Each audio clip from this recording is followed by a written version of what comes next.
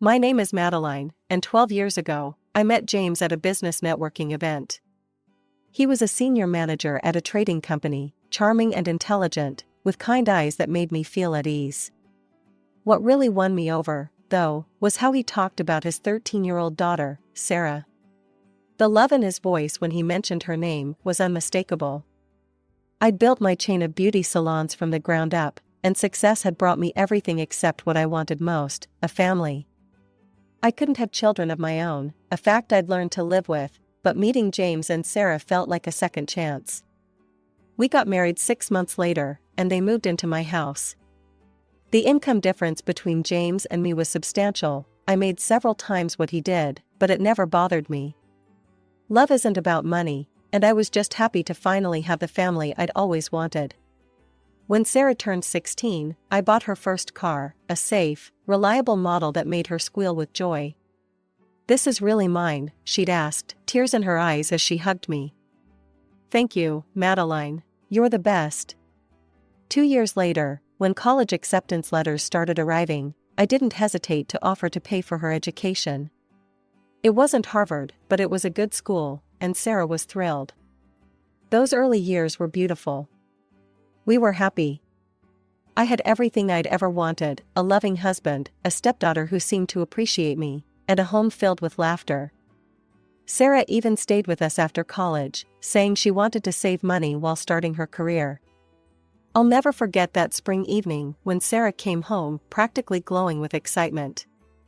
She'd been dating Michael for 2 years, and I knew him well, a decent young man who worked as a software engineer and treated her like a princess. Still, when she burst through the door waving her left hand with a diamond ring sparkling on it, I was genuinely surprised. "Dad, Madeleine," he proposed, she squealed, bouncing on her toes like she was 16 again instead of 25. "We're getting married." James jumped up to hug her while I stood there grinning like an idiot. This was exactly the kind of family moment I'd always dreamed of having. Michael came over later that evening, and we opened a bottle of champagne I'd been saving for a special occasion. "I know this is a big ask," Sarah said, looking nervous as she played with her engagement ring. "But we've been looking at venues and everything, and—" "How much?" I asked, already reaching for my phone to check my accounts. "Well, with everything included, around 150,000, she said quietly, then rushed to add, "But of course, we don't expect—" "Done," I interrupted, smiling. "I'll set up an account tomorrow that you can access for all the wedding expenses." The look of relief and joy on her face made every penny worth it. "Really? Oh my God, Madeleine, thank you so much." She threw her arms around me, and I hugged her back tightly, remembering that teenage girl who'd first welcomed me into her life. The next few weeks were a whirlwind of excitement. Sarah included me in everything at first. We'd sit at the kitchen table late into the night, looking at wedding magazines and Pinterest boards. She'd text me pictures of dresses she was considering and ask my opinion on color schemes. "What do you think about these flowers?" she'd ask, showing me photos of elaborate bouquets. "Too much? Not enough?" "I love the pink peonies," I'd say, and she'd make notes in her wedding planner. She found her dream dress, a stunning designer gown that cost more than my first car, and I didn't even blink at the price tag. The way her eyes lit up when she tried it on was worth every cent. The venue she chose was spectacular, an elegant historic hotel downtown with crystal chandeliers and marble floors. The menu she selected featured premium dishes that would impress any food critic. I transferred the money as promised, and Sarah dove into the planning with enthusiasm. But then, about 2 months into the planning, something shifted. The detailed updates became shorter, vaguer. Instead of our long planning sessions, she'd rush through dinner and disappear into her room or go to Michael's place. "How's the planning going?" I'd ask. "Fine," she'd reply, barely looking up from her phone. "Everything's on track." When I'd try to get more specific details, she'd give non-committal answers. "Oh, just finalizing some things." Or, "Don't worry, it's all under control." I told myself not to be hurt by this gradual exclusion. After all, planning a wedding is stressful, and she was probably just overwhelmed. Maybe she needed some space to make her own decisions. I remembered being young and wanting to prove I could handle things on my own. James noticed my concern one night as we got ready for bed. "Everything okay?" he asked. "You seem worried." "I'm probably just being silly," I said, trying to smile. "It's just, Sarah seems different lately. More distant."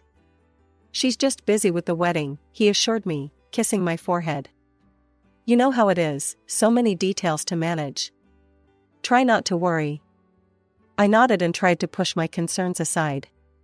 But there was a nagging feeling in my gut that something wasn't quite right. The happy bubble we'd been living in felt like it was starting to develop tiny cracks, and I couldn't shake the sensation that this was just the beginning. As the weeks passed, I decided to take a more active role in the wedding planning again. One morning, over coffee, I casually brought up something that had been on my mind. "Sarah, honey, I was wondering about the guest list," I said, watching her scroll through her phone. "Have you figured out how many people you're inviting?" She looked up briefly. "Oh, yeah, we're keeping it small, about 50 people." "That's nice, intimate," I nodded, then added, "I'd love to include my parents and my sister. They've always adored you, and they'd be thrilled to be there." The change in Sarah's expression was immediate and startling. Her face hardened, and she put down her phone with deliberate slowness. "Actually, we're only inviting close relatives and friends. This is supposed to be a really personal celebration. I don't want to include people who aren't, actually family." The words hit me like ice water. After 12 years, after everything we'd shared, my family wasn't actually family to her? I took a deep breath, trying to keep my voice gentle. "Sarah, I understand wanting to keep things intimate, but my parents have known you since you were 13. They'd been to every one of your birthdays, your graduation." I paused, then added quietly, "And I am paying for the entire wedding. Surely we can make an exception for 3 people who care about you."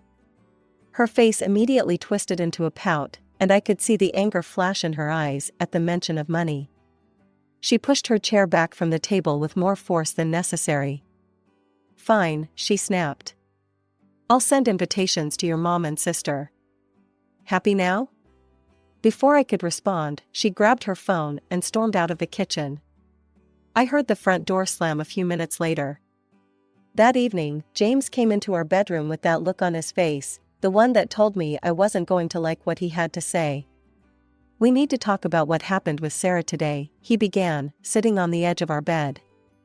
"Okay," I said, putting down my book. "What about it?" "She called me crying earlier. Said you were really rude to her about the guest list. She's staying at Michael's tonight because she's so upset." I stared at him in disbelief. "Rude to her?" "James, she told me my family wasn't welcome at her wedding, a wedding I'm paying for, by the way. And I stayed completely calm when I talked to her about it." "I know, but maybe you could be a little more gentle with her," he suggested. "She's under a lot of stress with the wedding planning." I explained exactly what had happened, word for word, and I could see him processing it. He ran his hand through his hair, something he always did when he was troubled. "Okay," he finally said. "I see what you mean.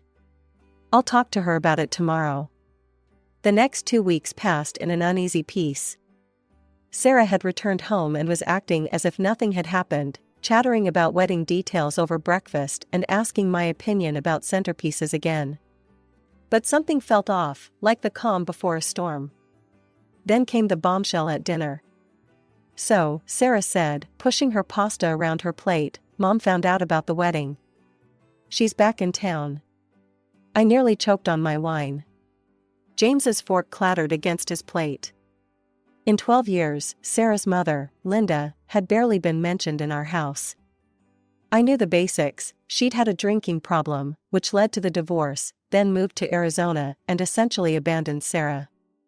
No birthday cards, no Christmas calls, nothing. "She really wants to be involved in the wedding planning," Sarah continued, her voice bright with an enthusiasm I couldn't understand. "Actually, I invited her over for dinner this weekend." Here.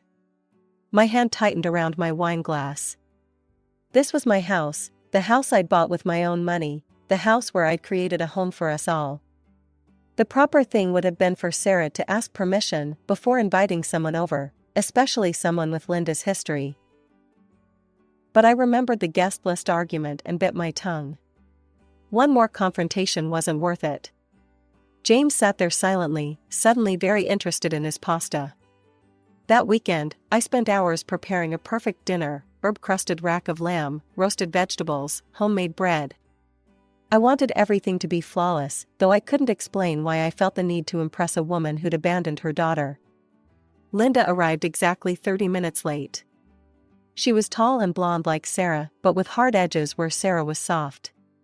Her eyes scanned every inch of my home as she walked in, lingering on the artwork, the furniture, the view from the windows. I recognized the look, envy poorly disguised as appraisal. "What a large house," she said, emphasizing large in a way that made it sound like an insult. Dinner started pleasantly enough, but it didn't stay that way. Linda took a bite of the lamb and pursed her lips. She said, cutting another piece with deliberate slowness. "You know, I always made this with rosemary and garlic. It really brings out the flavor better. Sarah used to love it when I made it." I took a sip of wine and said nothing. "And these vegetables," she continued, pushing them around her plate. "They're a bit overdone, aren't they? I always found that keeping them crispy makes them so much more appetizing." With each criticism, I waited for James to say something, anything. He'd been married to this woman, he knew exactly who she was and what she was doing. But he kept his eyes on his plate, cutting his food into smaller and smaller pieces. I sat there, watching this woman criticize my cooking in my own home, while my husband stayed silent and my stepdaughter beamed at her long-lost mother as if she'd hung the moon. Something inside me shifted, hardened. As dinner wound down, Linda dabbed her lips with her napkin and turned to Sarah. "So, honey, tell me about the venue. Which hotel did you pick?" "The Grand Morrison downtown," Sarah replied, brightening at the change of subject. "It's beautiful, Mom. They have these amazing crystal chandeliers and—" "The Grand Morrison?" Linda's face wrinkled with distaste. "Oh, sweetie, you can't have your wedding there. That place is so basic. Now, the Belmont Plaza, that's where you should be having it. Much more prestigious." I gripped my fork tighter, knowing the Belmont Plaza cost nearly twice what we were already spending. "The wedding we're planning isn't exactly cheap," I said, trying to keep my voice level. "The Grand Morrison is a lovely venue." Linda's eyes narrowed. "Well, you can't cut corners on your only daughter's wedding. It's the most important day of her life." Something inside me snapped. 12 years of love, support, and financial sacrifice reduced to cutting corners by a woman who hadn't sent her daughter so much as a birthday card. "If you're so concerned about the venue," I said, meeting her gaze directly, "feel free to pay for the Belmont Plaza yourself. Since I'm the one covering the entire $150,000 for this wedding, I think the Grand Morrison will do just fine." The silence that followed was deafening. Linda's face flushed red. She stood up so quickly, her chair scraped against the floor. "I can see I'm not welcome here," she announced, grabbing her purse. "Sarah, call me tomorrow, honey." She stormed out, the front door slamming behind her. Sarah whirled on me, her face contorted with rage. "How dare you?" she screamed. "How dare you throw the money in Mom's face like that? You're cruel and greedy, and you've ruined everything." She ran upstairs, and I heard her door slam too. I sat there, stunned, as James helped himself to another glass of wine. Later that night, he came to our bedroom looking stern. "You need to apologize to Sarah," he said.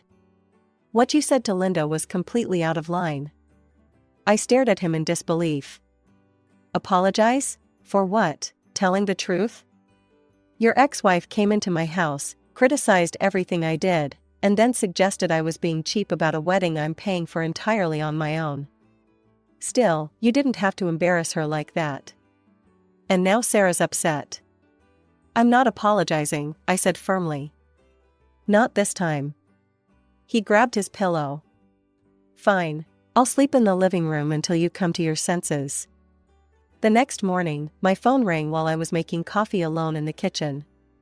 It was my mother. "Maddie, honey," she said, her voice concerned. "I wanted to ask you about Sarah's wedding. What's the date and venue?" "Dad and I haven't received an invitation yet, and neither has Jenny." I thought they must have gotten lost in the mail. I sat at the kitchen counter for hours after my mother's call, my coffee going cold beside me. The morning sun crawled across the floor as I waited, my anger building with each passing minute. Around 11, I heard Sarah's key in the lock. She'd been out since breakfast, probably with Linda. "Sarah," I called out, my voice steady, despite the rage simmering inside me. "We need to talk." She walked into the kitchen, still wearing yesterday's clothes. "What is it?" she asked, not quite meeting my eyes. "I just got a call from my mother," I said, watching her face carefully. She was asking about the wedding invitations, the ones that apparently never arrived. Sarah's expression hardened, a look I'd never seen before crossing her face. She lifted her chin defiantly. "I'm not inviting them." "Excuse me?" "I'm not inviting strangers to my wedding," she said, each word deliberately cruel. The word strangers hit me like a physical blow. My parents had been at every Christmas, every birthday, every milestone for 12 years. My sister had helped Sarah prepare for her college interviews. "Strangers?" "That's wrong, Sarah," I said, fighting to keep my voice level. "And it's ugly. These people have loved you and supported you for years." She laughed, a harsh, bitter sound I'd never heard from her before. "You want to talk about ugly? After what you did to my mom last night?" Her eyes flashed with anger. "Actually, you know what? I don't want you at my wedding either." Time seemed to stop. The kitchen fell silent except for the quiet hum of the refrigerator. 12 years of love, support, and sacrifice reduced to this moment. "Let me make sure I understand," I said slowly. "You don't want me, the person paying for your entire wedding, to attend?" "That's right," she said, lifting her chin higher. I felt an odd sense of calm wash over me. All the hurt and anger of the past few weeks crystallized into perfect clarity. I smiled, which seemed to unnerve her slightly. "That's fine," I said, my voice pleasantly light. "I won't come to your wedding." Without another word, I walked upstairs to my home office. My hands didn't shake at all as I logged into my banking app and revoked Sarah's access to the wedding account. It took less than a minute, just a few clicks to end what had taken 12 years to build. Next, I called Robert, the wedding planner. He answered on the second ring. "Robert, this is Madeleine Harrison. I need you to cancel all the wedding arrangements." Excuse me?" He sounded bewildered. "Is everything all right?" "No, it's not," I said honestly. "But it will be. Please cancel everything and process the refund to my account." The Grand Morrison was my next call. The events manager was apologetic but firm. They couldn't refund the deposit for the food and beverages that had already been ordered. It was a few $1,000s lost, but at that moment, it felt like money well spent. That evening, the house was silent. James was still sleeping in the living room. I could hear him shifting on the couch as I got ready for bed. As I lay there alone in the dark, I realized I didn't feel sad anymore. I felt free. The next morning, I took my time getting dressed. I chose my favorite blue silk blouse and pearl earrings, armor, for what I knew would be a difficult day. When I finally went downstairs for breakfast, the storm broke immediately. Sarah and James were already at the kitchen table, clearly waiting for me. The moment I appeared, Sarah leaped to her feet, her face red with fury. "What did you do?" she screamed. "How dare you cancel my wedding? How dare you block my access to the account? That money was for my wedding." I poured myself a cup of coffee, my hands steady. "I'm not going to sponsor a wedding I'm not invited to," I said simply, taking a sip. "You can't do this." Sarah's voice rose higher, tears starting to stream down her face. You've ruined everything. The venue, the flowers, the dress, it's all gone. I set my coffee cup down carefully. Actually, I can do this, and I did. Why don't you ask the people you actually want at your wedding to pay for it? Sarah's face crumpled. She let out a horrible, gasping sob and ran from the kitchen. Her footsteps thundered up the stairs, followed by the slam of her bedroom door. James stood up slowly, his face dark with anger. Fix this, he growled. Right now. Call everyone back, reopen the account, and arrange everything again. Or I'll file for divorce. The threat hung in the air between us. 12 years of marriage reduced to this moment. I looked at the man I'd loved, really looked at him, and wondered how I'd never seen this side of him before. Okay, I said calmly. File for divorce, I'm not against it. The color drained from his face. He clearly hadn't expected this response. Madeleine, you can't be serious. I am, and since this is my house, I'd like you and Sarah to leave by tomorrow. His anger deflated like a punctured balloon. Look, he said, his tone suddenly conciliatory, I overreacted. We need to talk about this, think it through. I've already thought it through, I interrupted. I'm done living with people who don't appreciate or respect me. I'm done trying to buy love. The rest of the day passed in a blur of slammed doors and muffled arguments upstairs. At exactly 7 that evening, James and Sarah appeared in the foyer with their suitcases. Sarah's eyes were red and puffy from crying. I never thought you could be so cruel, she spat. I felt a laugh bubble up inside me, a genuine laugh of disbelief. Cruel? I paid for your clothes, your car, your education. I gave you a home, loved you like my own daughter, and was ready to spend $150,000 on your wedding. And you have the nerve to call me cruel, because I won't let you treat me like dirt. The door closed behind them with a quiet click, so much gentler than all the angry slams of the past few days. I stood in my foyer, and listened to the silence of my house. The house felt different after they left, lighter somehow, as if a weight I hadn't known I was carrying had been lifted. I spent the first few days reorganizing spaces, reclaiming rooms that had slowly become filled with Sarah's things over the years. It was therapeutic, like cleaning out an old wound. Then came the message from Michael's mother. It popped up on my social media one evening while I was enjoying a glass of wine on my patio.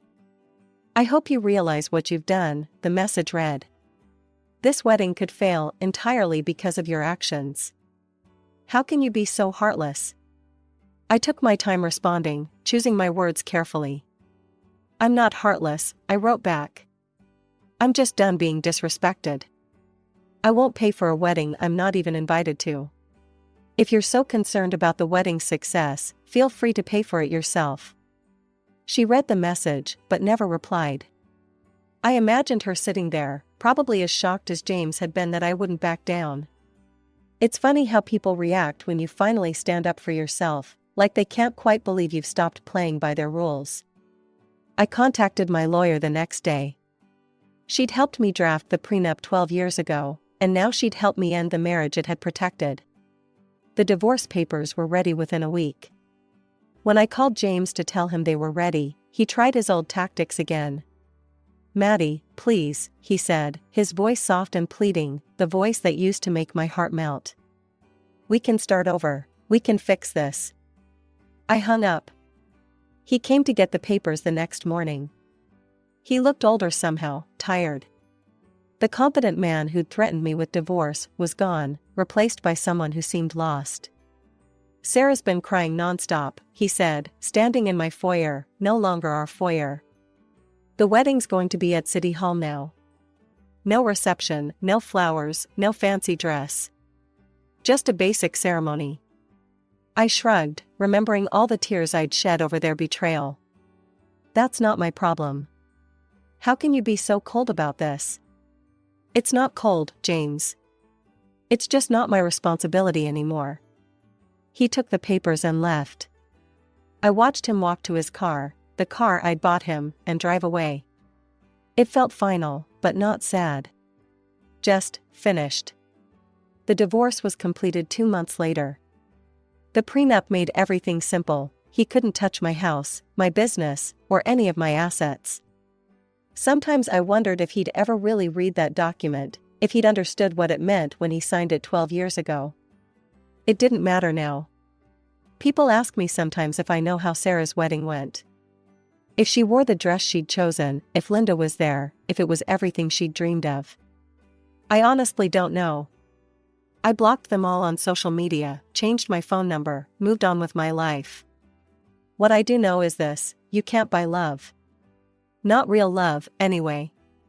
You can't purchase respect or gratitude or loyalty. I spent 12 years trying to build a family with my checkbook, and in the end, all it got me was a front row seat to watch that family choose someone else over me. But here's the thing about endings: they're also beginnings. My house is peaceful now. My business is thriving. And when I sit in my garden with my morning coffee, watching the sun rise over my flowers, I don't feel lonely. I feel free.